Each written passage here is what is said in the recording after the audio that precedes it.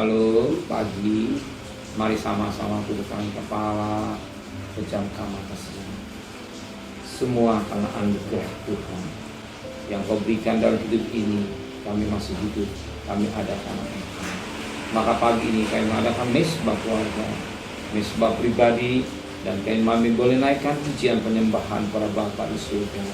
Dan Roh Kudus mengurapi hamba-Mu, mengurapi kami dan menyucikan hati dan pikiran kami, sehingga butir firman-Mu, walaupun firman-Mu singkat, tapi jadi berkat buat kami.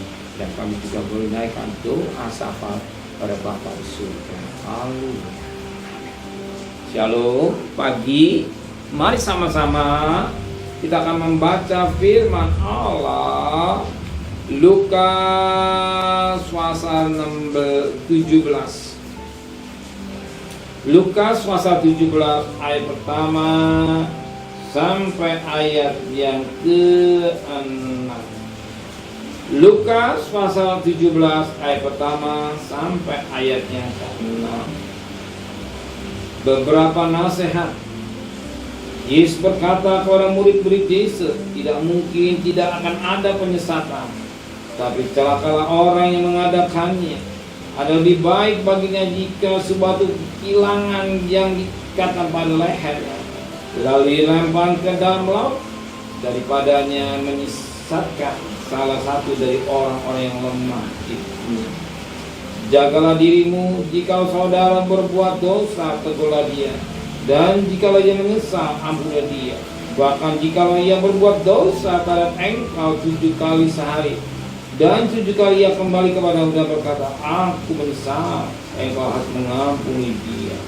Lagi kata rasul-rasul kepada Tuhan, tambahkanlah iman kami. Jawab Tuhan, kalau sekiranya kamu mempunyai iman sebesar biji sesawi saja, kamu dapat berkata pada pohon ara ini, terbanglah engkau dan tertanamlah di dalam laut, dan ia akan taat kepada. Puji Tuhan, firman Tuhan cukup jelas. Kita hidup di akhir kedatangan Tuhan sudah aman. Sebelum kedatangan Tuhan yang kedua kali, apa yang terjadi? Banyak guru-guru palsu, banyak nabi palsu, bahkan Alkitab berkatakan banyak penyesat yang menyesatkan dalam keselamatan, yang menyesatkan, yang dipakai oleh iblis untuk menyesatkan umat Tuhan yang setia. Kenapa? Sebab Alkitab sudah berkata pada ayat 1, Yesus berkata pada murid-murid Yesus, tidak mungkin tidak akan ada penyesatan. Celakalah orang yang mengadakan penyesatan. Jadi jelas Alkitab sudah berkata, tidak mungkin tidak akan ada penyesatan. Jadi penyesatan sudah ada. Apa dikatakan Yesus? Penyesatan sudah ada. Kita lihat keadaan sekarang dunia yang semakin hari semakin jahat. Penyesatan disimpangkan imannya kepada imannya itu ikut Yesus setia, tapi kesesat atau disesatkan dia menyimpang dengan iman. Sebab keselamatan hanya dalam Yesus.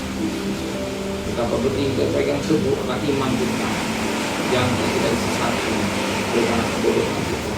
Maka sebagai anak-anak Tuhan, hiduplah dalam pengembalaan. Dalam pengembalaan pasti hamba Tuhan sungguh-sungguh melayani Tuhan dengan kehabisan yang benar. Amin. Mari sama-sama tundukkan kepala.